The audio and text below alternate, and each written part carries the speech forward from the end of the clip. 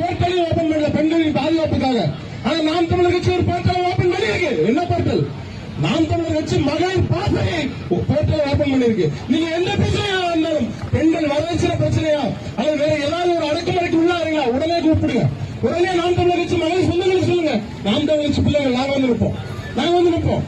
நீங்க எந்த பிரச்சனைக்கு கூட நின்றுருக்கீங்க? திமுக கம்யூனிஸ்ட்கள் எதுக்கு இருக்கீங்க? திருப்பூர்ல எதுக்கு இருக்கீங்க? பிரதமர் அவர்கள் வழக்கம் நடந்தது வந்து ஒரு மேரேஜியல் ரேப். நீங்க அவங்க அப்பா, அந்த கவிஞர் அவர்களுடைய அப்பா வந்து அந்த மாமனாரும் மாமாவான்னு தெரியலங்க, தெரியல என்ன பண்றாரு? என் மகன்கிட்ட நீ இப்படி நடந்துக்கமான்னு சொல்றாங்க. இது என்ன பேர்? என்ன மேரேஜியல் ரேப்?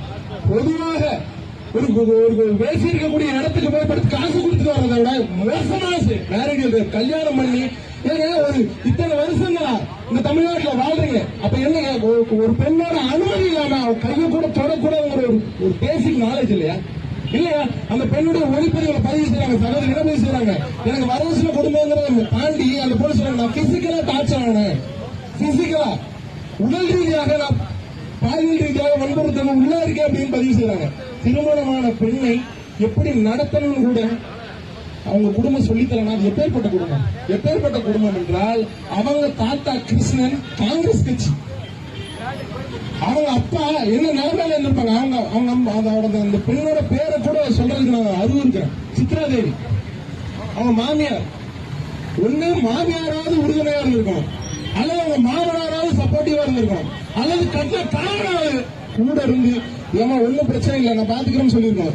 மூணு பேருமே சேர்ந்து அந்த பெண்ணை முற்றுமுழுதாக படுகொலை செய்து கொண்டார். தற்கொலை கிடையாது, விதன்யா சாவு என்பது தற்கொலை கிடையாது, அப்பட்டமான படுகொலை. இந்த திருட்டு திமுக என்ன கேட்டீங்கன்னா, சொந்த ஜாமீன் வெளியிடுறாங்க. அப்ப சொந்த ஜாமீன் வெளியிடுறான்.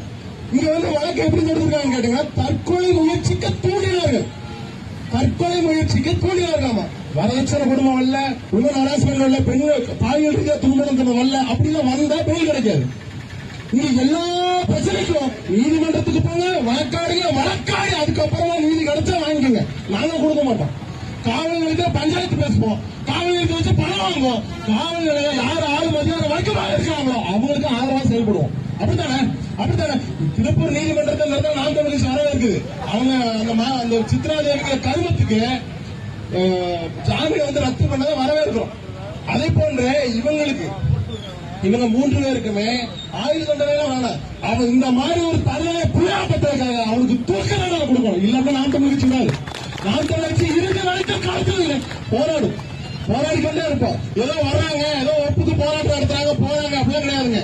நாம் தமிழர் கட்சி நக்காபினா இருக்கட்டும், நர்மதாக்கா இருக்கட்டும், மகளிர் பாசறை சொந்தங்கள் அனைவருமாக இருக்கட்டும், சும்மா எடுத்தோம் தவிர்த்து விட்டுட்டு போற ஆள் கிடையாது.